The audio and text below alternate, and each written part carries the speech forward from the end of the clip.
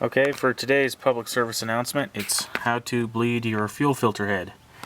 So if you'll see over on this side, there's a little 11mm bleeder screw, and over here is the primer pump. So to do this, you're going to need some paper towel and an 11mm or 7/16. Either one works, about the same size.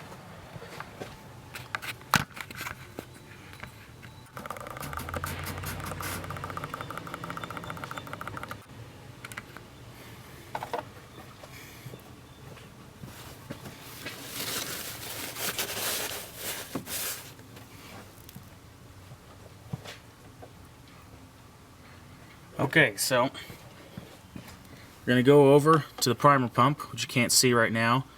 Pump it about 3 or 4 times until it feels good and firm. Come over here, and that was the air coming out. Close it, pump it again 3, 4, 5 times, something about like that. Open it, and we got fuel. Do that one more time, give it about 3 pumps, open it, all fuel, so there's very little air in this one. And that is how you bleed fuel filter head.